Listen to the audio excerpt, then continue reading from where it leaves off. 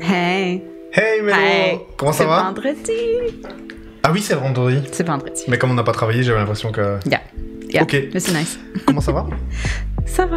Ça va, c'était une Yeah. semaine chargée, Ouais, c'était une semaine weird. avec des Mais, bonnes news. Non! les derniers 2 jours ont été un peu en bon français de la merde. Donc aujourd'hui, je suis contente que c'est chill. Et ben, l'émission, c'est toujours le fun. Donc ça me va. On est là pour ça, hein. Exact. On est là pour ça. Ok, j'ai abandonné ma casquette aujourd'hui. Ouais. Parce que j'ai appris que ça donnait la calvitie. Non, c'est pas la raison. C'est pas du Fake tout. news! Il paraît que ça Non, mais joue je quand sais même. pas, ça. Ça joue quand même, tu vois, l'aération du cuir chevelu jouerait sur le... Ou non, le... Regarde, on a même genre des types de beauté Mais oui, ce soir. So, Oui, oui. de rien. Ah ouais, ben, bienvenue. Hein. Comme d'habitude, dans cette émission, on va se faire un petit tour de l'actualité. On va commencer par un retour sur les actualités des semaines précédentes, parce qu'il y a quand même eu des développements sur ce qu'on a dit. Ouais. Ensuite, on a choisi pour la seconde partie de cette première partie de revenir sur un truc qui s'est passé hier. Ouais. Et en même temps qui est assez global pour... Alors les Français qui nous suivent vont être au courant de quoi on va vouloir parler. Pour les autres, ça va parler globalement de... quand quelqu'un possède un média, eh ben c'est pas pour... souvent par passion des médias. Ouais.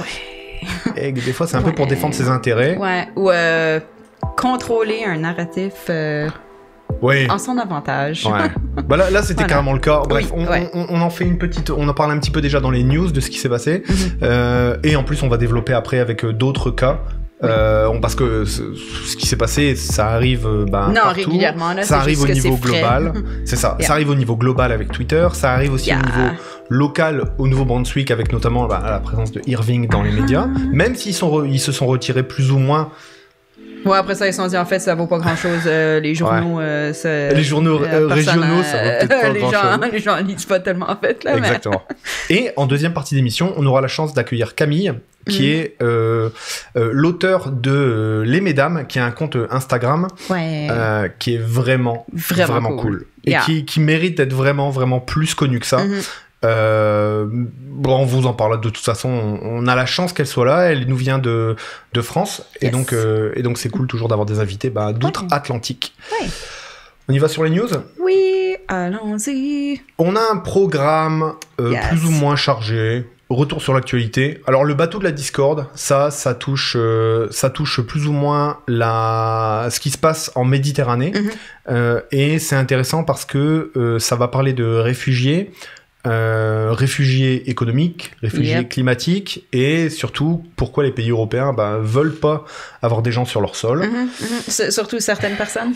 Ça dépend de la couleur. Hein. Un petit peu, ça dépend de quel type de réfugiés puis de migrants, et Exactement. on met ce titre à différentes personnes dépendant de J'allume les caméras, attends. Oui, tout ça. Ah oui. Tu peux faire la suite. Et c'est pour enregistrer quelque chose d'une meilleure qualité pour vous quand vous le regardez sur des Reels sur Instagram. Suivez-nous sur Instagram, les amis. Mais donc ensuite, on va parler du Canada versus la Chine. Donc, relation amour-haine, un peu confuse. Ouais, carrément. Plutôt haine que amour récemment. Ouais. Et notamment une sortie de la semaine dernière que j'ai trouvé vraiment intéressante, qui était de la ministre des Affaires étrangères du Canada, Mélanie Joly, qui nous parle un petit peu des relations entre le Canada et la Chine, juste avant le sommet Indo-Pacifique qui est en cours actuellement, et où Joe Biden, qui est le héros de la news suivante, s'est dépêché d'aller se rendre avec Justin Trudeau et avec tous les pays qui ont intérêt à avoir des bons rapprochements avec cette zone géographique-là, comme l'Australie, comme la France, comme tous les anciennes puissances coloniales, on va dire, tu vois, un petit peu tous comme les ça. grands pollueurs. Carrément. Ils peuvent pas laisser le monopole de la pollution à la Chine, quand même. Ils ont pas le droit de faire ça. Égalité, les amis.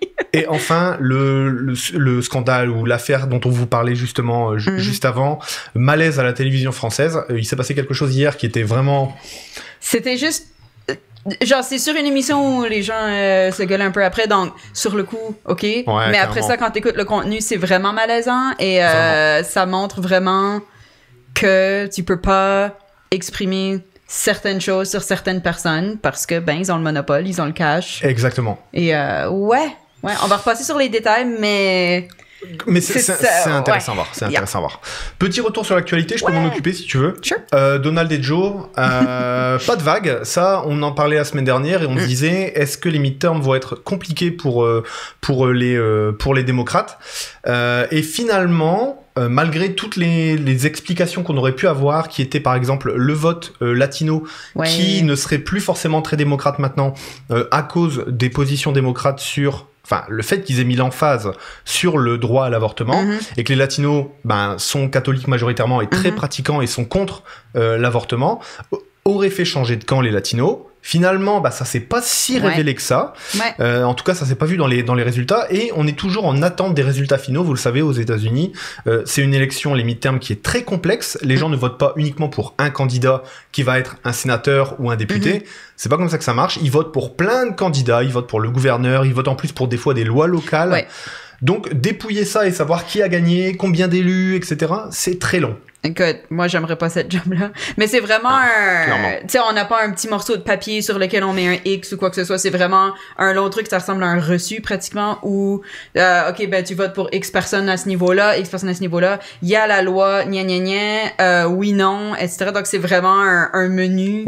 Pratiquement qu'on te donne et que tu choisis. Donc, c'est pour ça qu'en même temps, il y a beaucoup de nouvelles qui sortent pour dire, l'Alabama a voté ça, la Louisiane a dit ceci. Exactement. C'est parce que ces informations rentrent en même temps. Mais faire la somme de tout à la fin et dire qui a gagné, est-ce qu'il y a une vague Ce qu'on sait juste, c'est qu'il n'y a pas eu la vague attendue de la part républicain. Et ça, c'est un gros revers pour Donald Trump, qui voit la plupart de ses candidats entièrement balayés. Et alors, un des conseillers de Donald Trump précise...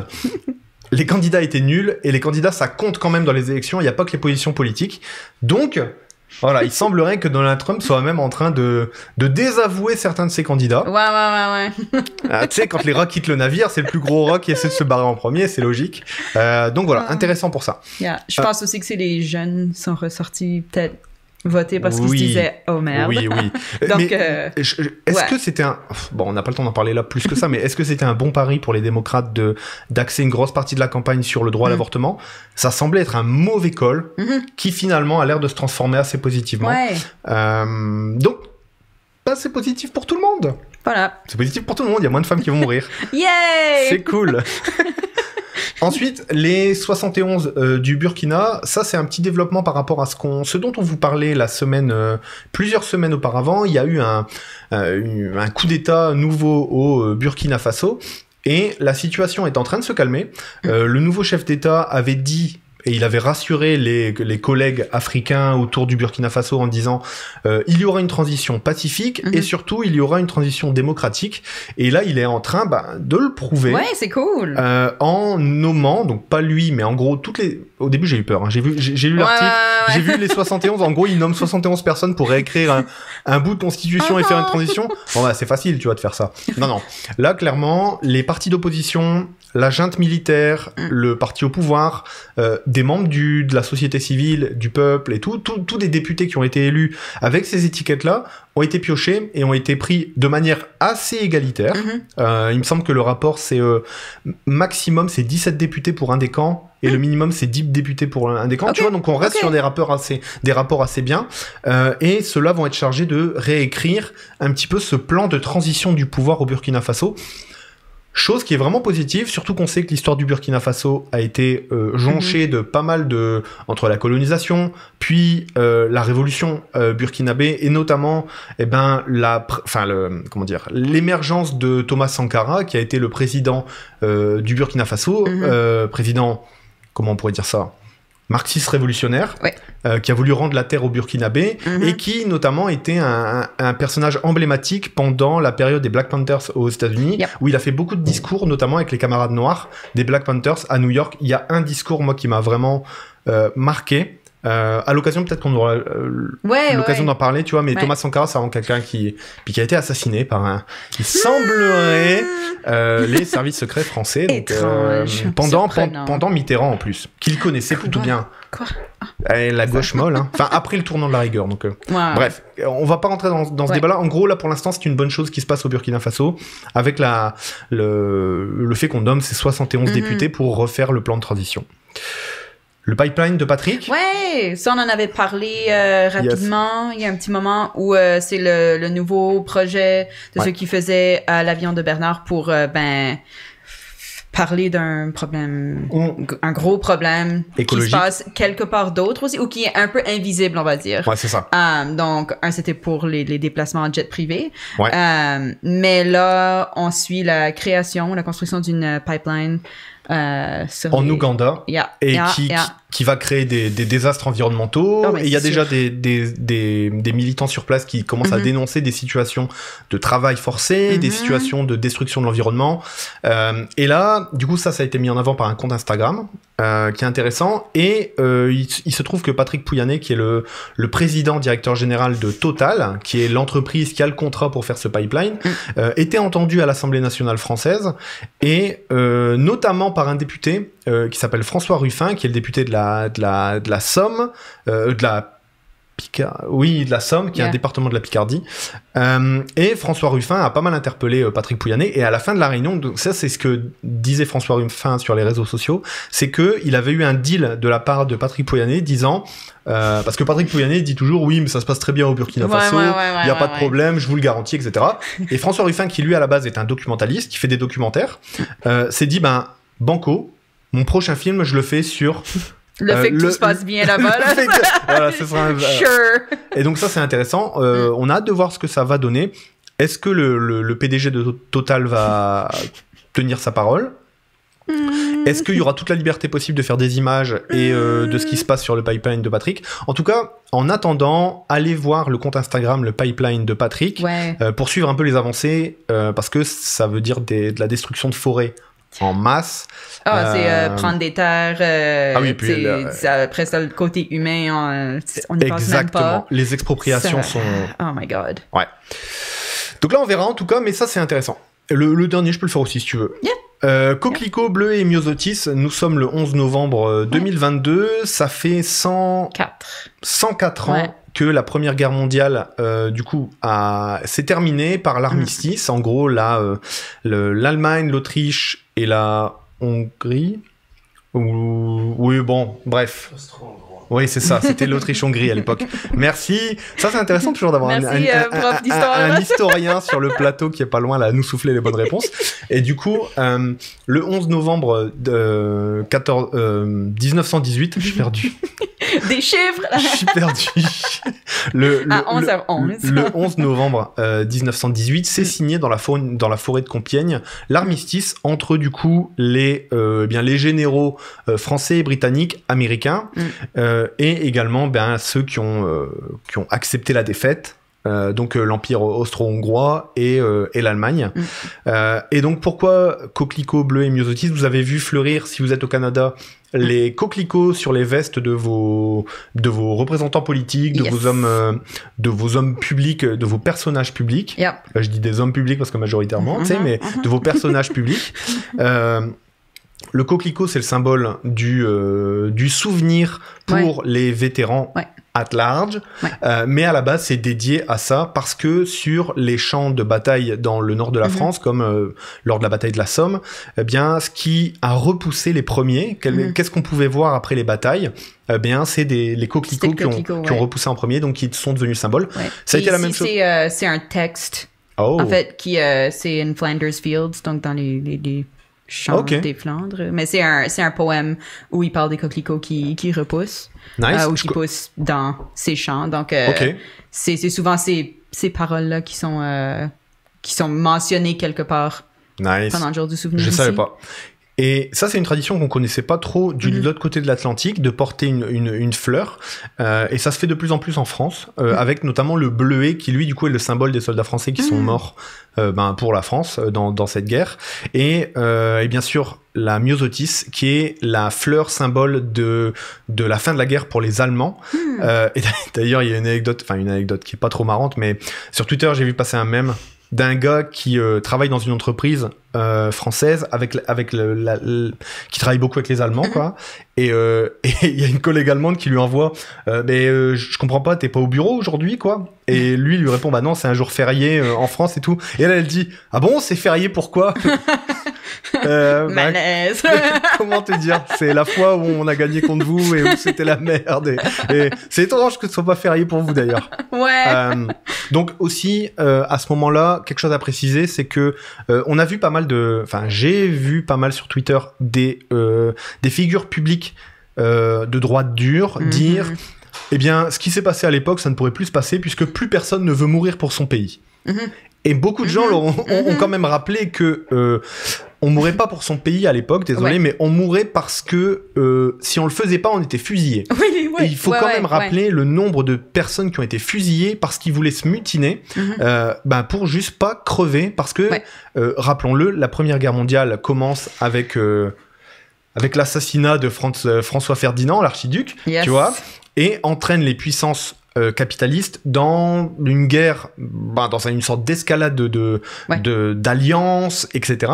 Et surtout, on est en pleine crise financière à l'époque, c'est compliqué, et du coup, ça fait repartir pas mal la machine. Donc derrière tout ça, on pourra avoir une analyse, surtout que n'oublions pas que c'est une époque qui est très mouvementée au niveau de l'Europe, parce qu'il y a des courants politiques qui se bastonnent vraiment, vraiment fort, notamment entre les libéraux économiques et les marxistes, qui mènent une bataille de fou.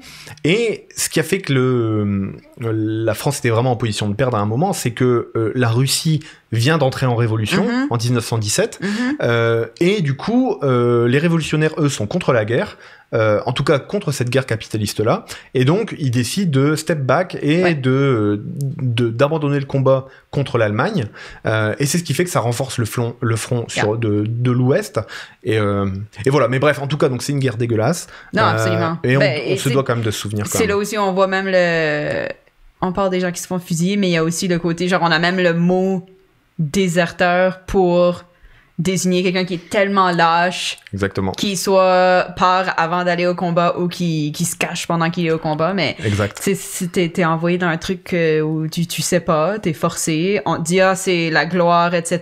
Donc il y a plein de gens qui disent je vais aller carrément faire quelque chose de glorieux, puis là c'est pas glorieux la guerre, comme c'est des fois il y a pas le choix, des fois c'est ce que c'est, mais c'est pas glorieux. Et Kalzakune qui nous dit les joies de la conscription. Effectivement, on peut être que d'accord. Imaginez être appelé. Et on a aussi une pensée pour les jeunes Russes qui sont appelés de force, souvent contre leur gré, pour une guerre qu'ils comprennent pas forcément, que pas grand monde. Enfin. Si, on va parler géopolitique après, donc on comprend les enjeux qu'il y a derrière pour Vladimir Poutine, mais en tout cas, on pense à ces jeunes Russes qui vivaient une vie tout à fait normale jusqu'à il y a un an, et qui vont peut-être se retrouver conscrits sur le front ukrainien et y mourir, comme on a vu plein d'histoires popper là sur des Ukrainiens. Et puis, on en parlait il y a 3 émissions de Walkie, le rappeur qui choisit de se suicider plutôt que de partir au front. Pour contrôler sa destinée à son choix plutôt que de mourir pour quelqu'un d'autre. Exactement. Et aussi, les joies du service militaire, on pense notamment à des pays qui l'ont toujours. Moi, il y a quelque chose qui m'a toujours étonné. J'ai suivi pas mal de sports électroniques, de e-sport, et il y avait beaucoup de joueurs sud-coréens qui, du coup, sont obligés de faire une pause dans leur carrière de sportif. C'est le gros boy band en ce moment, c'est... oh my God. Oui. Frig. No! Dites-le nous dans le chat. Mais oui, si. Oh my God. BTS, oui, merci chat. BTS. Ils ont dit qu'ils prenaient une pause. Parce qu'ils vont faire leur service, et je me disais, oh wow! Et oui, parce que la Corée du Sud est toujours en guerre contre la Corée du Nord, et chose qui était en train de se calmer à un moment, à l'air de... Voilà. On espère leur souhaiter une belle réunification à un moment, mais... Ouais, bonne chance les boys, là, mais... Bonne chance les boys, carrément. Merci Kalzakune. Ça, c'était un petit peu le retour sur les actualités qui sont passées. On reparle pas du Brésil, mais on aurait pu... Tu le fais? Sure. Donc en fait, ça va revenir aussi dans la conversation après. Mais tout est lié aujourd'hui. Exactement. Mais donc, le bateau de la discorde, donc c'est l'Ocean Viking qui est aussi... si vous écoutez les nouvelles européennes, c'est vraiment le fun d'écouter les gens prononcer ce nom-là. Parce que l'océan... L'océan viking, non? Ouais. Non, ils essaient de le dire en anglais. I love it. L'Ocean Viking. En tout cas, c'est juste un petit bonus. Mais je l'ai lu en préparant ça, j'ai même pas prononcé. Ok, non, Ocean Viking. C'est bien. Nice. Donc, c'est un navire de sauvetage affrété par la Croix-Rouge et le... Croissant Rouge. Le Croissant Rouge? Ouais, c'est pour les musulmans. Yeah. Bah oui, la Croix-Rouge, ça parle pas, ça parle pas à tout le monde. Moi, je comme même chose, moi, j'y pense même pas, là. C'est comme. Exactement. Interesting. Regarde. C'est Valentin qui a écrit ça, c'est ça. Voilà, c'est pour ça qu'on apprend plus. Donc, c'est soutenu par le gouvernement norvégien. C'est pour ça que ça s'appelle Viking. That's true. Man, regarde, tout est connecté. Et donc, la mission est de venir en aide aux personnes en péril dans la Méditerranée. Donc, il y a beaucoup de gens qui fuient leur pays pour essayer d'arriver en Europe pour, ne pas mourir. Avoir une vie meilleure. Parce que ça va mal. Exactement, d'avoir une vie meilleure. Puis, comme beaucoup d'autres situations du genre, que ce soit sur un bateau, que ce soit des personnes qui arrivent au large sur des radeaux, etc., ils essaient de trouver un endroit où être hébergés, ils essaient de trouver une terre d'accueil, puis ça a été refusé par l'Italie. L'Italie en ce moment, pas nécessairement la terre la plus accueillante. Non. Mais là, finalement, c'est accepté en France. Ouais. Mais bon, il y a beaucoup de droite qui n'est pas d'accord. Il y a toujours la question du qu'est-ce qu'on va faire avec tous ces gens. Un rappel que c'est 230 personnes. 230 personnes, c'est franchement pas grand-chose. Je sais que là, ça va dire, mais est-ce que toi, tu peux t'occuper de 230 personnes? Non, mais je ne suis pas un gouvernement et un pays entier. Surtout que la France avait annoncé accueillir massivement les réfugiés ukrainiens à hauteur de 100 000 personnes. Exact. Et là, no problem, on trouve des façons. J'ai voyagé en France cet été quand t'arrivais dans les stations de train, il y avait des directives qui étaient imprimées aussi en ukrainien. Comme ça, ils pouvaient se retrouver. Il y avait un petit drapeau pour qu'ils puissent s'identifier aussi. Et c'est très bien. Je ne dis pas de ne pas recevoir des Ukrainiens qui sont en train de se faire bombarder. C'est une bonne chose de s'entraider. Mais quand il y a des personnes qui ont une certaine couleur de peau ou qui sont dans la bonne démographique de bons réfugiés, on les prend. Puis sinon, c'est des problèmes, puis c'est des sangsues de la société qui vont voler, piller, violer, etc.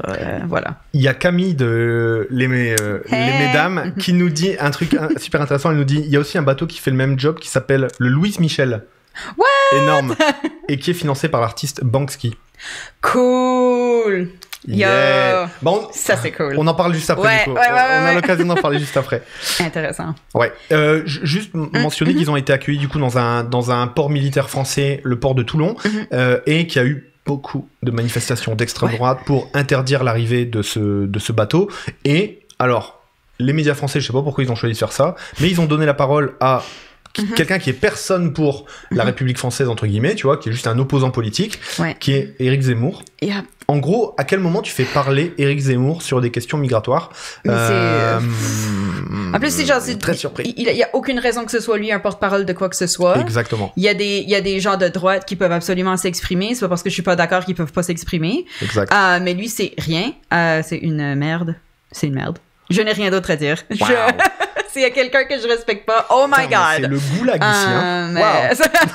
Ah non, lui, à la poubelle, dans le déchiqueteur, merci, au revoir, même pas dans le recyclage, c'est toxique. Mais genre, juste, why? Ouais, carrément. Why? Comme tu veux que les fachos se fâchent encore plus, comme appelle leur messie puis écoutons-le. Exactement. My God. Donc ça, voilà, bonne nouvelle pour les réfugiés qui étaient sur le bateau et appelons-les des réfugiés. Arrêtons d'appeler ça des migrants.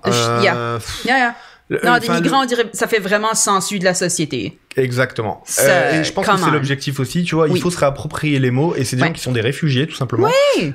Et ça va être lié à une news dont on parle juste après.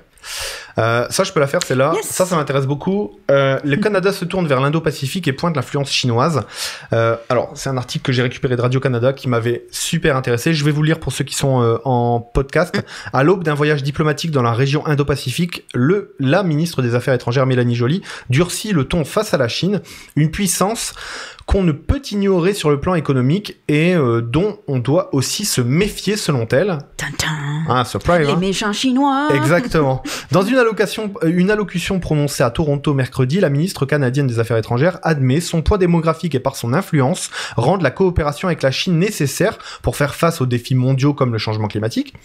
Mais elle a aussi tenu à assurer que lorsqu'il faudra, le Canada n'hésitera pas à affronter la Chine, une puissance qui bouleverse de plus en plus l'ordre mondial et qui cherche à façonner l'environnement mondial de manière à ce qu'il soit plus permissif pour des intérêts et des valeurs qui s'éloignent de plus en plus des nôtres. My God, comme à quel point est-ce que tu veux dire que l'autre c'est le méchant? Non mais exactement. La Chine c'est différent, oui, ok, il y a des choses avec lesquelles on peut ne pas être d'accord avec bonne raison, mais on se calme. On en parle juste après. Elle promet notamment de continuer à défendre les droits de la personne en Chine où des allégations crédibles d'abus de crimes contre l'humanité sont bien documentées, à s'opposer aux actions unilatérales mettant en danger le statu quo à Taïwan et à défendre les libertés d'expression à Hong Kong. Et elle précise un truc que j'ai trouvé intéressant. Elle dit « Il faut voir clair, mon travail consiste à vous dire qu'il y a des risques géopolitiques liés à faire des affaires avec le pays. » Elle s'adressait notamment aux entrepreneurs canadiens qui... Eh ben, comme tous les entrepreneurs du monde sont obligés de dealer avec la Chine puisque tout est produit là-bas. Et du coup, elle invite les entrepreneurs canadiens à faire un petit peu attention aux affaires qu'ils mènent. On va pas se mentir, la zone atlantique, qui était une zone économique vraiment importante à un moment, qui était un peu la cible de tout. Oui. Pour l'Amérique du Nord, ça a vraiment switché depuis que la Chine, depuis que c'est plus l'URSS, enfin, et la Russie, qui sont, même s'ils sont toujours des ennemis de toujours, mais en gros, depuis que la Chine s'est vraiment montrée, a vraiment sorti l'écrou sur le plan économique, c'est vraiment la zone Indo-Pacifique qui intéresse tout le monde. Et c'est notamment pour ça que sont stratégiques des contrats de sous-marins avec l'Australie, tu vois, pour que les Américains se battent absolument pour avoir les contrats des sous-marins australiens. Pourquoi le Canada, qu'est-ce que le Canada va faire dans cette zone Indo-Pacifique, tu vois, et le but, c'est un petit peu d'essayer de rassembler les copains autour de cette nouvelle menace grandissante qui est du coup la Chine, en sachant que la Chine n'est pas toute seule de l'autre bord. Il y a notamment l'Inde, la Chine, le Vietnam et la Corée du Nord, bien sûr, qui sont des ennemis, entre guillemets, économiques poids pour ça. Et surtout, ce qui est en train de se passer là, je vous ai mis une photo qui est pas du tout relevante avec avec ce qui se passe, mais en gros, c'est Trudeau et Xi Jinping. Xi Jinping a vraiment changé absolument sa doctrine. Ce qu'il est en train de faire, il est vraiment devenu le 3e homme fort de la République populaire de Chine, après Mao et le deuxième, je l'oublie toujours, celui de la grande réforme. Bref. Mais en gros, il s'est inscrit dans le dernier congrès du Parti communiste chinois comme étant l'homme fort absolument. Et sa doctrine, c'est quelle histoire de la Chine racontons-nous ? C'est vraiment faux parce qu'il est en train de dérouler un récit chinois très très différent. C'est de la propagande, du récit comme il devrait l'être. Et ça fait vraiment flipper les puissances occidentales comme le Canada, les États-Unis, et puis même à large l'Europe en général, parce que l'Europe et l'Occident ne racontent plus de belles histoires. Et ça, c'est un énorme problème. L'histoire du rêve américain, qu'on a vu s'essouffler pas mal, qu'on a vu rebondir un petit peu avec après la guerre en Irak avec Obama, est retombé comme un soufflé. Il y a les crises, il y a le fait que les situations des citoyens américains soient pas si enviables que ça, comparé à pendant ce temps-là la Chine qui détruit l'extrême pauvreté, qui développe ses infrastructures, qui défend ses intérêts un peu partout. Waouh, tu te dis, je suis un occidental, quelle belle histoire j'ai à raconter. J'en ai pas énormément. Non, absolument. Et alors, petite anecdote marrante, plus ou moins, qui est pas du tout marrante. Les services de renseignement canadiens sont en train d'enquêter sur la présence de commissariats chinois au Canada. Oh, wow! Ouais. What? Des commissariats qui sont cachés, qui sont dans des boutiques, qui sont... Ah, mais ça, c'est ouf! C'est ouf. J'ai vu un article de Radio-Canada et en gros, il y aurait des postes de policiers en civil chinois qui continuent à faire la police un petit peu parmi les expatriés chinois. Il y en a... Donc, dans ce que j'avais lu, il y avait... je vous renvoie à Radio-Canada, vous pouvez tomber sur l'article. Vous tapez Ottawa, poste de police Chine, vous allez tomber absolument dessus. Et en gros, il y en a 2 dans la grande région de Toronto. Il y en a un à Vancouver, parce qu'il y a aussi une grosse population. Et parmi ces postes de police un peu clandestins, il y en aurait une vingtaine autour du monde qui sont surveillés par les services secrets des différents pays, où en fait la Chine continuerait à surveiller un petit peu ses ressortissants grâce à des postes de police installés dans les autres pays. Un truc qui est totalement illégal. C'est pas possible, tu vois, c'est pas logique, quoi.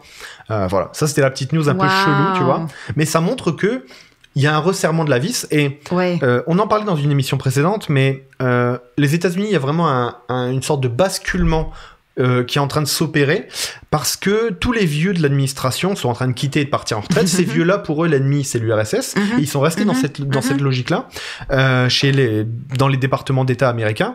Or, les nouveaux loups, qui eux sont des fonctionnaires plus jeunes, eux ont pas connu la période de l'URSS et sont aussi moins enclins à la guerre froide, tu vois, ils sont moins dans ce délire-là. Du coup, pour eux, leur ennemi est un ennemi économique et c'est la Chine.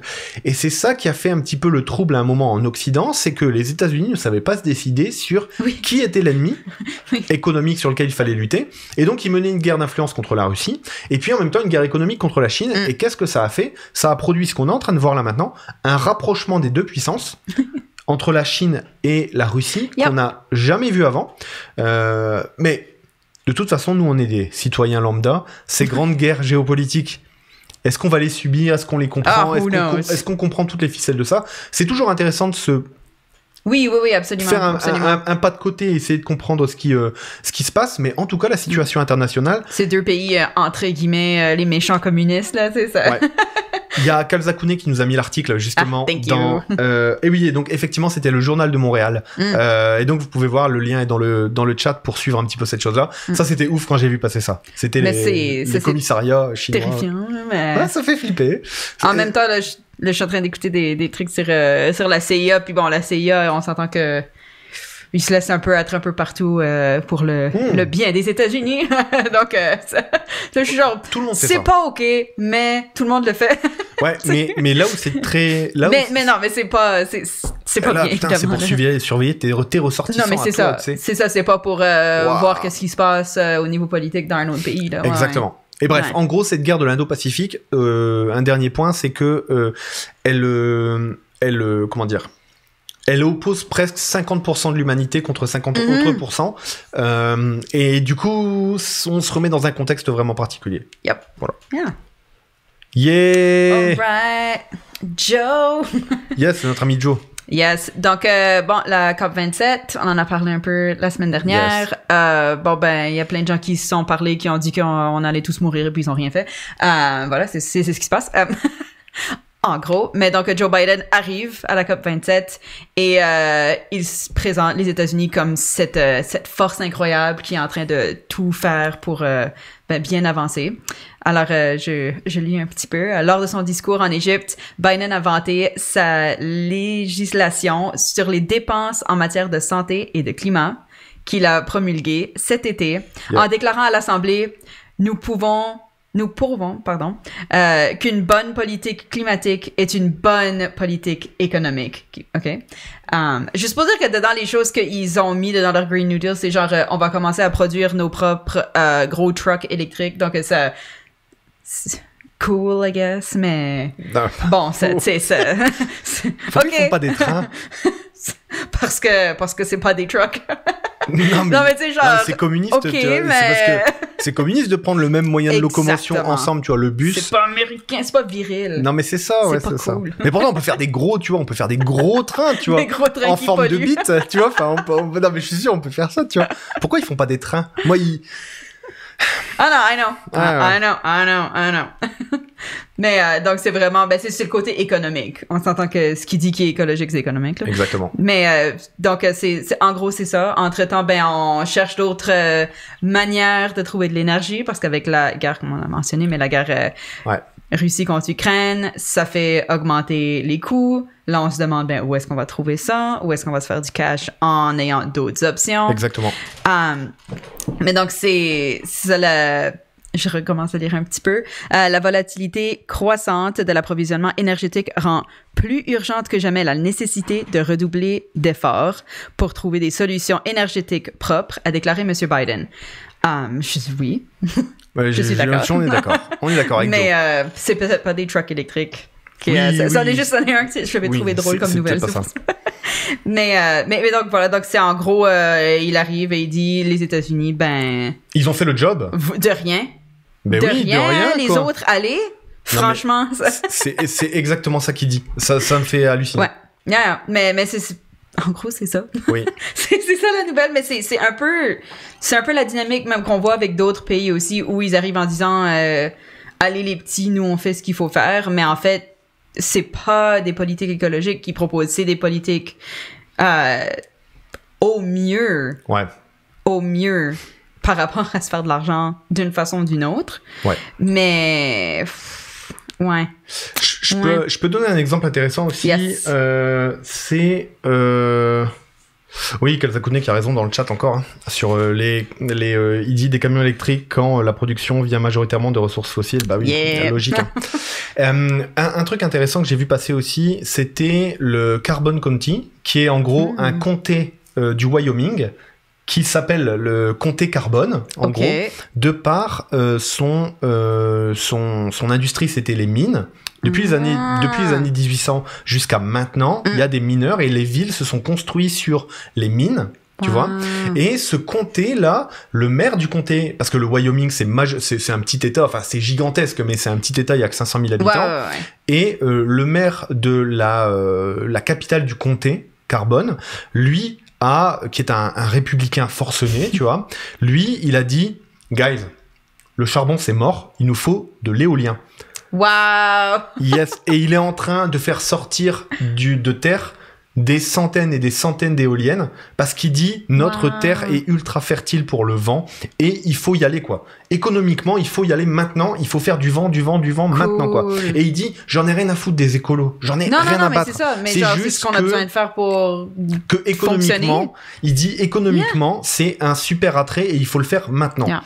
J'ai trouvé cette chose-là. Vous pouvez retrouver l'article sur Mediapart, qui est le site d'information française et d'enquête, et ça s'appelle Carbon County, le tournant vers l'éolien, enfin ou de la mine à l'éolienne. Mais je pense que c'est ça la conversation qui va devoir se passer entre les différents groupes, et c'est que tu peux faire de l'argent avec de l'écologique. Tu sais, tu peux faire de l'argent avec de l'énergie verte. C'est pas juste un truc d'écolo. C'est pas juste un truc pour moins polluer ici, moins polluer ça. C'est vraiment genre, tu peux être indépendant énergétiquement au fur et à mesure. Yes. Puis, c'est cool, ça, c'est bien. Ça veut dire que tu peux réellement fonctionner avec ce que t'as. Carrément. Sans avoir peur, justement, d'une autre guerre qui se déclare à X endroits dans le monde, qui veut dire que tu vas devoir payer 2 fois plus pour rester au chaud. Tu sais, ça... Ouais. Le lien de l'article, du coup, est dans le chat. Merci, Kalzakouné. Yes. Donc, c'est un article de Mediapart. Sûrement que vous devriez payer pour y avoir accès, peut-être. Mais en tout cas, c'est vraiment, vraiment, vraiment intéressant de voir ce changement-là. Yeah. Puis aussi, l'écologie, c'est pas que du business. À un moment, il va falloir faire des choses. Il y a besoin de toute façon. Mais c'est juste qu'il faut des ronds. Et on le sait que... Petit point que je trouve intéressant, c'est des associations qui se mettent de plus en plus à accompagner des projets écolos citoyens. Et en gros, si vous avez un peu d'argent et que votre voisin il a un peu d'argent et que le voisin d'en face il a un peu d'argent, ça peut valoir le coup des fois de contacter en tout cas, je parle pour la France, des associations comme Enercop qui vous permettent de monter des projets écologiques. Et je sais qu'il y a des villes qui se payent par exemple presque qu'avec de l'éolien. Et alors, ce que décrivait justement ce qu'il décrivait dans cet article-là, c'est que avec la crise financière, il y a pas mal de villes qui se sont retrouvées avec des budgets totalement pétés, etc. Sauf les villes du Wyoming qui ont choisi d'investir dans l'éolien, qui eux avaient des rentrées d'argent stables. Et donc, ça fait que les villes se redéveloppent, quoi. Si je me trompe pas, c'est la ville de Bernie Sanders. Yes, c'est Burlington. Burlington au Vermont, qui avait comme but d'être 100% indépendant énergétiquement au niveau vert. Parce que, pour lui, c'était le côté... brûlons pas la planète. Mais il y a aussi, c'est nice de pouvoir gérer ses propres trucs. On va se faire la dernière partie d'émission là-dessus. Yes! Allez, on parle de poubelle! Mais donc, contexte. Donc, il y a une émission qui s'appelle Touche pas à mon poste ou TPMP. C'est une émission française de entertainment / nouvelles. Donc, on va parler de trucs du moment, on va dire. Je vais le mettre comme ça parce que je vais pas le mettre de façon plus formelle. C'est exactement ça. Mais à la place de réellement débattre et discuter et tout ça, ce qui peut être très, très, très bien, et de l'éducation populaire de façon qui fait pas peur. de façon accessible, ben à la place, on va choisir un sujet et on va mettre des fachos contre des gens d'extrême gauche, et puis là, ben ils vont s'engueuler, et là, on va dire, ah ben les fachos, ils font moins peur. En gros, comme il y a un moment où il y a eu c'est pas ce sujet-là, mais il y a un moment où ils ont décidé de discuter de est-ce que les hommes pouvaient réellement être enceintes. Et bon, ben là, il y a des, hommes trans qui arrivent et ils ont un utérus. Donc, le fait est que oui. Et là, il y a tout le débat. Et pendant ce temps-là, tu te dis, mais on s'en fout si tu le débats. Les personnes trans, elles vont exister anyway. Exact. Ton opinion ne vaut rien parce que la chose existe quand même. Exactement. Donc, c'est un peu, voilà, le niveau du truc. Des fois, je suis sûre que c'est moins intense. Ouais, mais bon, c'est pas tous les soirs que c'est... Le truc que je trouve intéressant dans cette émission-là, c'est que c'est du grand public et il se garde quand même une part de politique. Oui. Le hic, et c'est le fond de l'affaire, c'est que la chaîne qui a cette émission elle est suivie par à peu près 2 millions de personnes quotidiennement. Yeah. Donc et les gens sont quand même engagés. C'est une grosse émission, tu vois. Et donc l'animateur principal qui s'appelle Cyril Hanouna, lui a commencé comme humoriste à la télé, il faisait des émissions, voilà. Et en fait, il s'est retrouvé dans cette émission. Et la chaîne, c'est le groupe Canal+ qui possède C8, et le groupe Canal+ est possédé par le milliardaire Vincent Bolloré. Et Vincent Bolloré, c'est notamment quelqu'un qui a d'autres entreprises qui font du bâtiment, qui font de l'exploitation de ressources en Afrique, etc. Et donc dans l'affaire, là sur le plateau, ça va rassembler un petit peu tout ce qu'on a dit juste avant. Sur le plateau, la question qui était débattue, c'était faut-il accueillir ou non les réfugiés qui étaient sur le Ocean Viking. Tu l'as bien dit. Wow. Je l'ai bien dit. Good job. OK. Du coup... Donc, les 230 personnes, on rappelle, hein, le franchement petit montant de gens qui sont en train de crever. L'invasion. Et ce qui se passe, c'est que là, ils ont invité Louis Boyard, qui est un député français du Val-de-Marne, et qui a pour habitude, il a de la répartie. Tu vois, il est ancien chroniqueur de l'émission, donc faut aussi le préciser, et il a de la répartie. Donc il n'hésite pas à envoyer des baffes aux gens de droite assez souvent, et il est député La France Insoumise, / NUPES, qui est l'alliance de gauche à l'Assemblée nationale française. Et là, notamment, ce qui s'est passé, c'est que...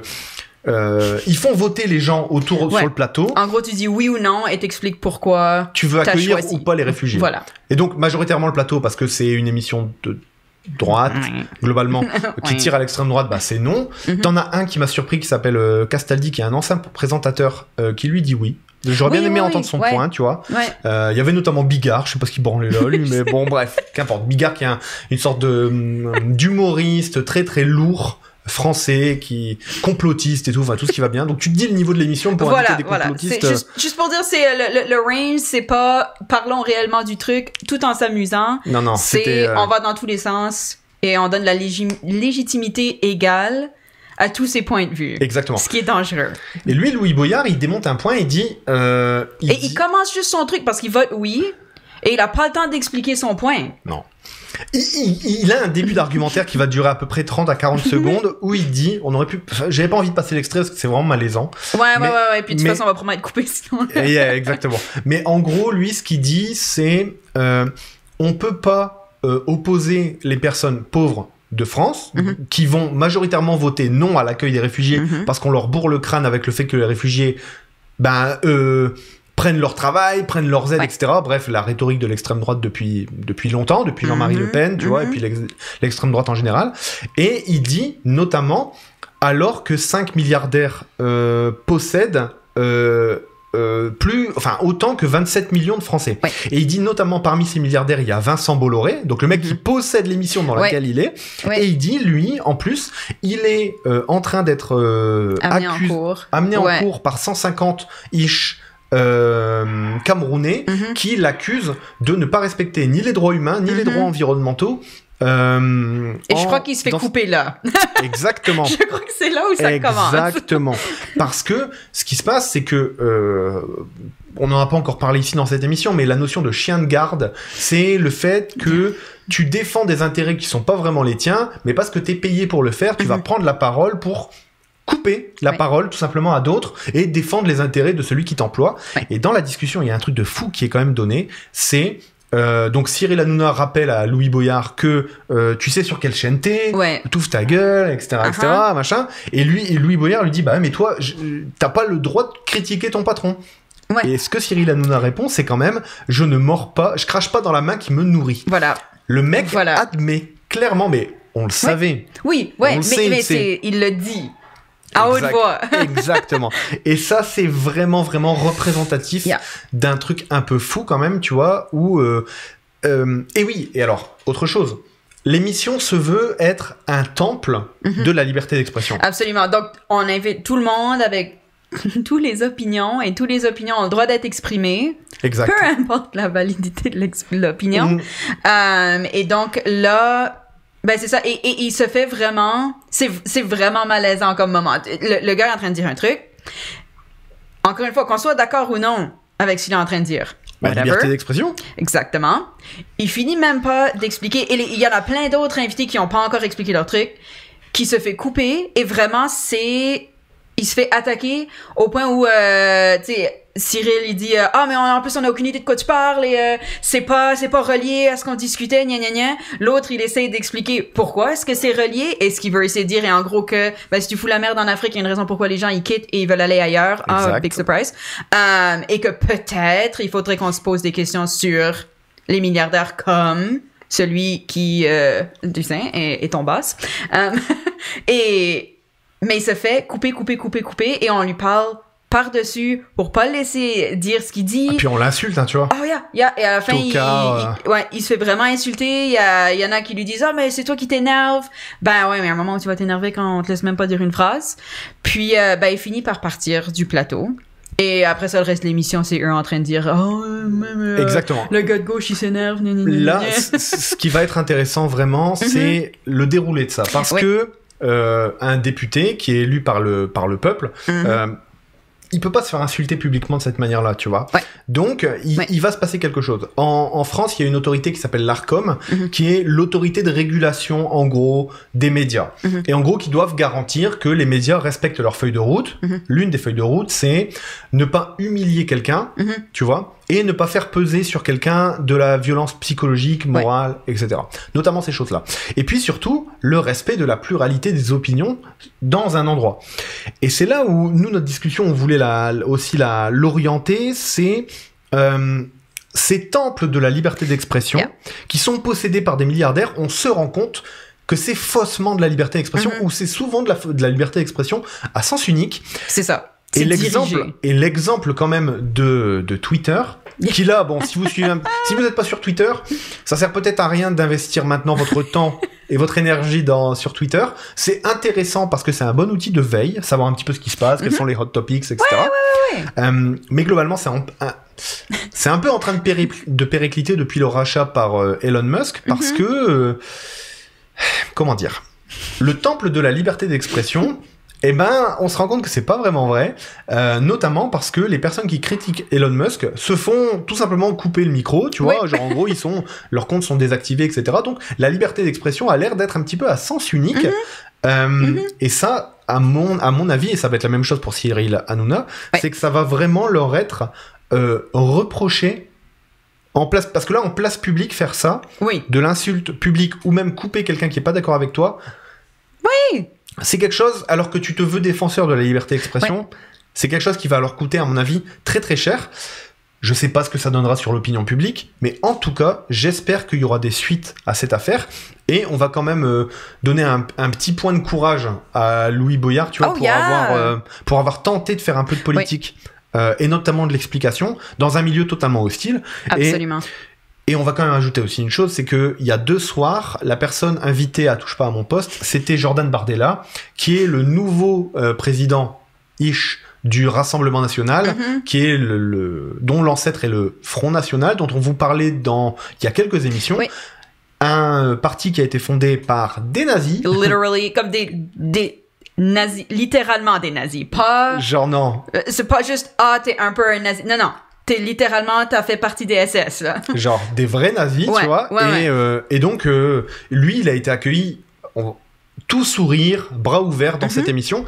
Si ça vous suffit pas à vous demander de quel bord est quelle chose, surtout que la rhétorique de l'extrême droite ne va jamais exposer des problèmes complexes comme celui que tentait d'exposer Louis Boyard pour expliquer cette situation. Et c'est ce qu'on disait dans l'émission dernière, mais c'est souvent le ressentiment qui est un peu le moulin à vapeur, tu vois, de l'extrême droite. C'est comment je tente d'utiliser les peurs, les ressentiments, les émotions, et non pas les données, les explications. Donc tout ça, en tout cas, ça fait vraiment flipper pour l'histoire des médias qui sont possédés par des milliardaires. Et s'il n'aurait pas réagi comme ça à l'explication qu'il était en train de donner à un invité, on aurait, franchement, à part si l'invité l'aurait dit, on n'aurait pas su que c'était la personne qui gère ces médias-là. Ça aurait été une discussion comme une autre. C'est ça. Ça aurait été oublié, comme plein d'autres discussions qu'il y a eu sur l'émission. Exact. Et ça serait juste passé et on s'en fout. Effet Streisand, hein. Pour moi, c'est l'effet Streisand. Peut-être vous avez déjà entendu parler de ça, l'effet Streisand. J'essaie de bien le prononcer. Barbara Streisand. Ok. Yeah. Ça vient d'elle. Donc l'effet Streisand, c'est un effet d'internet. Streisand. C'est Streisand. Ah, excusez-moi. Non mais je prononce à la française. Putain, fait chier. Bref, l'effet. Barbara Streisand. Voilà. En gros, c'est un phénomène internet qui est vraiment intéressant. C'est quand tu essaies de cacher quelque chose en ligne, plus tu essaies de le cacher, plus ça va mousser, plus tu vas le voir. D'où elle vient cette anecdote, je vous la raconte juste, c'est que Barbara Streisand, ça va. Elle a une maison sur la côte qui doit être sûrement en Californie, une côte californienne, etc. Et il y a un ornithologue qui est avec son pote ornithologue, qui sont en hélicoptère, et qui prennent des images d'oiseaux qui sont sur une côte californienne. Et on voit à un moment la maison de Barbara Streisand d'un autre côté, tu vois, qu'on n'a pas l'habitude de voir, et elle voit passer ça. Okay. Pas dans un journal, tu vois, elle voit passer ça sur un site ornithologique. Quelqu'un lui dit, tiens, c'est ta maison. Qu'est-ce qu'elle fait, elle dit, elle veut tout faire pour faire supprimer la photo. Et à partir du moment où elle commence à tenter de faire supprimer la photo, c'est là que ça explose. La photo se retrouve absolument partout. Donc, Internet, c'est une sorte de gros piège. Tentez pas d'essayer d'effacer des trucs. Va falloir assumer, les amis. Non, mais c'est plus on essaie de couper quelque chose sur Internet, plus ça va sortir. C'est la photo de Beyoncé en train de danser au Super Bowl. Si vous le googlez maintenant, vous allez voir de quelle photo je parle, mais même chose. Celle où elle a une tronche. Mais c'est ça, normal, c'est quelqu'un en mouvement. Mais tout de suite, tu veux essayer de te débarrasser de ça. Non. Et là, c'est devenu un meme. Exactement. Je pense qu'il va être temps de faire la petite pause. Ouais. Je voulais juste donner une news un peu positive avant de conclure. Yes. Ouais, ça parle d'oiseaux encore. Oh my god. D'oiseaux en devenir. On a des nouvelles du roi Charles. Peut-être que vous l'avez entendu passer, ça. Mais il s'est pris un œuf. Hier ou avant-hier. Il s'est pris un œuf lors d'une manifestation il me semble que c'était à Auckland, aux États-Unis. En Angleterre. Et il se serait pris un œuf. Bon, chose qu'on fait quand on jette sur les chefs d'État des œufs, c'est un truc logique. Tu vois, c'est un peu français d'habitude, mais là, c'est britannique, tant mieux. Et la sentence est tombée pour le lanceur d'œufs. Il lui est désormais interdit de porter des œufs en public. Non. T'imagines ? Tu peux plus faire de pique-nique. Tu peux plus amener. Est-ce que c'est des œufs frais ? Est-ce que les œufs durs ? C'est ça, c'est la question là. Des œufs durs. Bref, on va rester sur cette news-là, un peu positive. C'était un bon tour d'actu. Ouais. On va se faire une pause d'une dizaine de minutes, le temps de tout setter up pour l'arrivée de notre invité. Yes. Du coup, Camille, puisque tu dois nous écouter, on va parler des mesdames dans la deuxième partie de l'émission. On s'appelle d'ici quelques minutes, et puis nous, on est de retour en ligne, en live d'ici 10 minutes, je pense. Yeah. Le temps de fumer un smoke.